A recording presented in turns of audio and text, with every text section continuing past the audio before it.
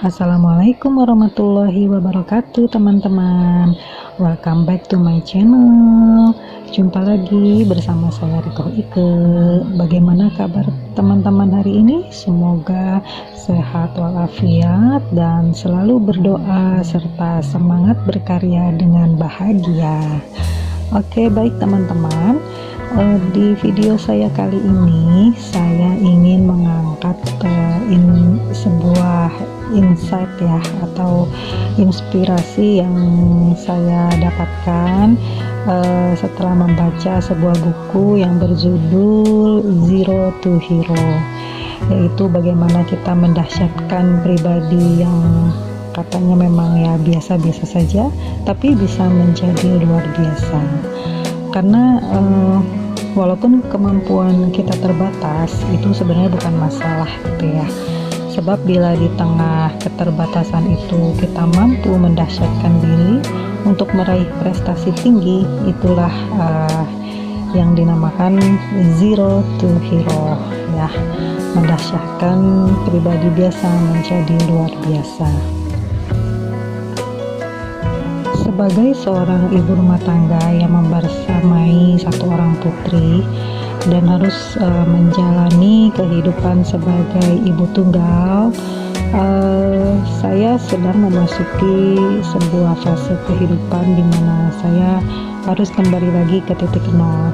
Ke titik nol ini maksudnya adalah harus memulai kehidupan yang berbeda gitu ya, dari yang awalnya bersama suami tercinta gitu ya, almarhum suami tercinta, mempunyai impian, membangun harapan gitu ya, lalu ingin mengisi hari-hari bersama buah hati kami itu dengan rencana-rencana, planning terindahnya gitu. Lalu ketika Allah mengambilnya, meminta kembali miliknya karena memang lebih sayang kepadanya, maka saat ini kami harus memulai kehidupan baru lagi. Dan saya selalu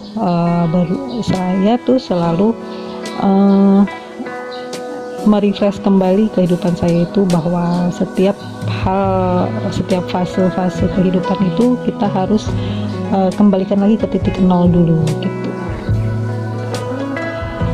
Kembalilah ke titik nol gitu ya. Karena kenapa gitu, kita harus selalu kembali ke titik nol, dan tidak perlu takut untuk memulai dari titik nol gitu. Karena agar kalau ketika kita meraih kesuksesan itu, kita tidak lantas jumawa, lalu membusungkan dada, lalu lupa segalanya gitu ya. Dan kalaupun kita sedang mengalami kegagalan gitu ya, tidak sesuai harapan, apa yang dijalani tidak sesuai dengan impian yang telah dituliskan gitu ya, kita tidak lantas berputus asa lalu hanya meratapi kehidupan gitu ya, kehidupan yang dijalani. Karena kita sudah paham bahwa kehidupan ini sebenarnya adalah la ilaha illallah gitu ya, tiada Tuhan selain Allah gitu. Kita dulunya hanyalah dari tanah gitu ya, lalu hidup, diberikan kehidupan oleh Allah, dipertemukan dengan manusia-manusia yang memang Allah takdirkan untuk bersama kehidupan kita. Lalu pada akhirnya Allah akan mencabut kembali, akan meminta kembali, akan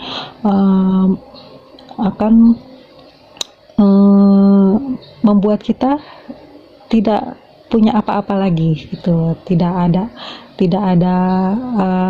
dari tidak ada menjadi ada, lalu menjadi tidak ada lagi gitu.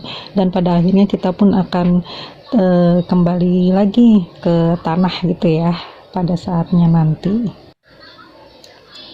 kalimat la ilaha illallah ini itu sebenarnya sungguh dahsyat gitu ya, kalau kita mau menggali, memahami, menyelami, dan mengaktualisasikan diri untuk membentuk pribadi yang lebih terpuji gitu ya.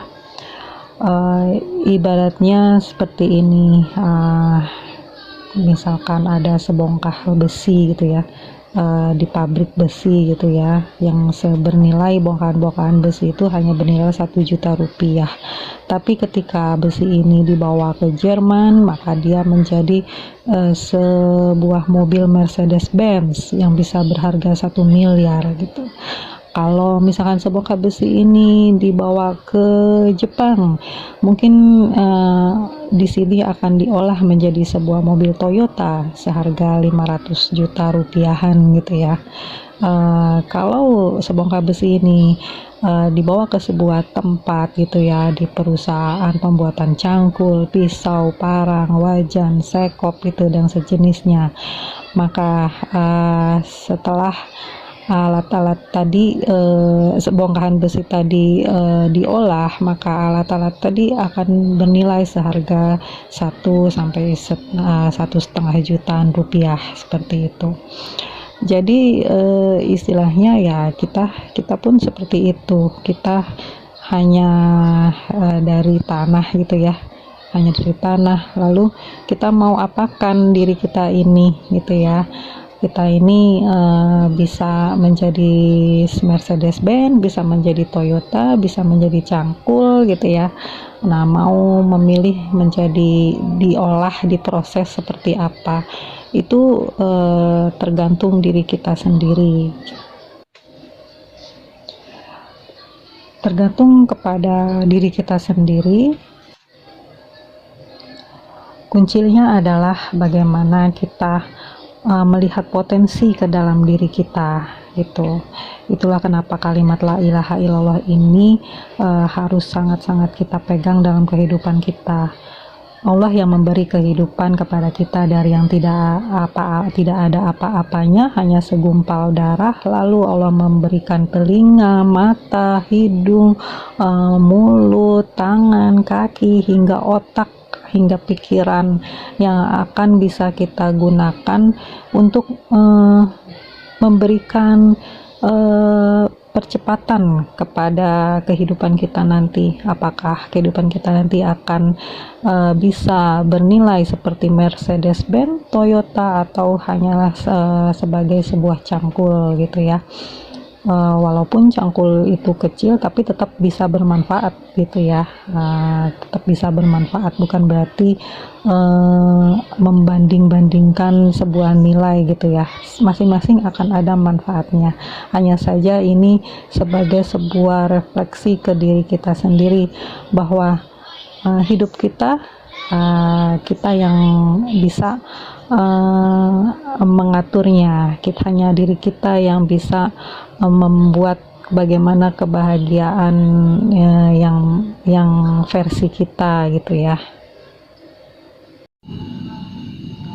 Di dalam buku Zero to Hero, karya dari Solihin Abu Izzuddin, di sini dibahas ya bahwa menzirokan diri dengan la ilaha illallah itu bermakna sangat luas sekali. Di antaranya adalah dapat membersihkan.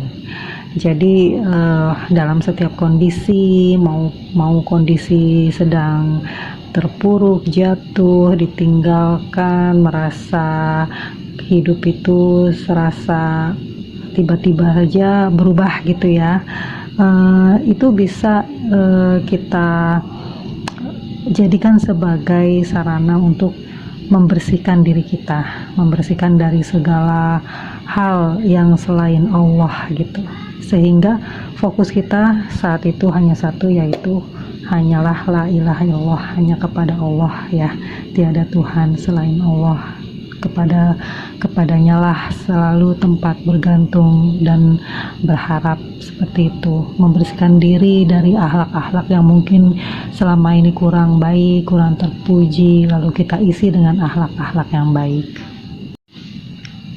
Lalu makna yang kedua adalah menghilangkan ketergantungan dari selain Allah, baik dalam ibadah, permintaan, doa, pengharapan, rasa takut dan tawakal. Dan disinilah totalitas loyalitas untuk menghadirkan energi lillah itu ya, yang tanpa batas gitu. Lalu makna yang ketiga adalah menghindarkan diri dari segala keterikatan kepada selain Allah, sehingga seluruh orientasi kerja dan karya besar hanyalah kepada Allah, seperti itu. Jadi dalam kondisi-kondisi yang mengharuskan kita berada di dalam titik nol kembali itu ya, ketika kita merasakan bahwa di situ hanyalah Allah gitu di hati kita gitu ya, tidak ada yang lain lagi tempat kita memohon, tempat kita mencurahkan gitu ya. Insya Allah tidak ada lagi yang perlu ditakutkan gitu, semuanya akan ada jalan. Dan yang pasti jalan dari Allah itu memang tidak menjanjikan jalan yang mudah gitu ya, tentunya jalan yang penuh dengan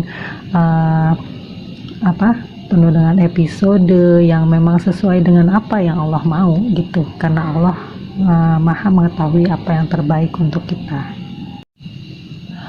Lalu yang terakhir adalah makna memurnikan, yaitu memurnikan keikhlasan hanya kepada Allah, semurni susu yang tak terkotori oleh apapun. Disinilah level keikhlasan kita dipertanyakan.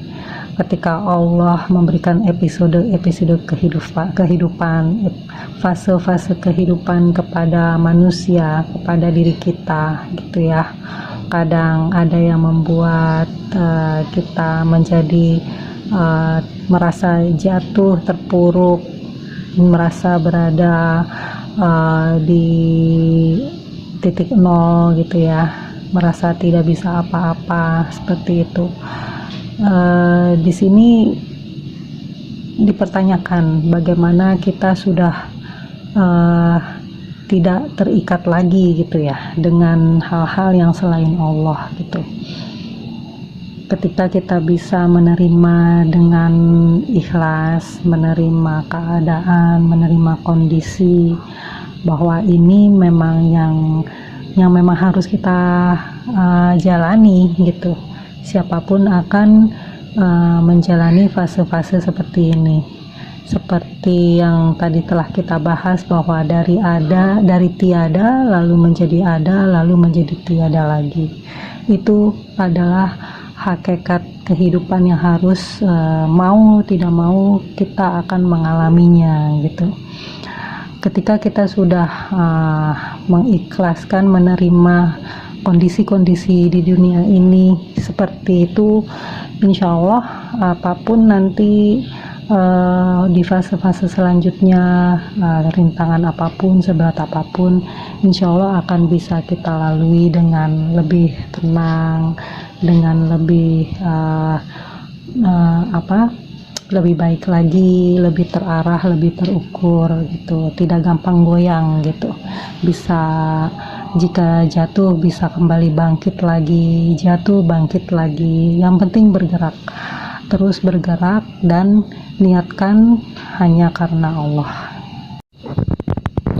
Baik teman-teman, sampai di sini dulu video saya kali ini.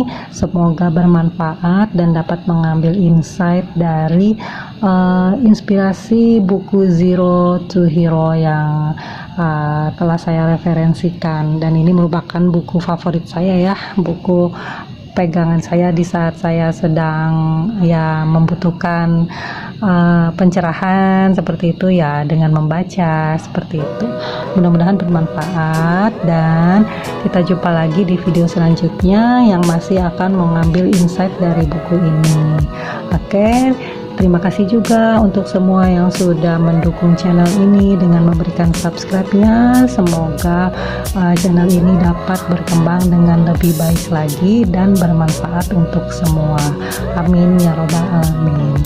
Oke, sampai jumpa di lain kesempatan. Wassalamualaikum warahmatullahi wabarakatuh.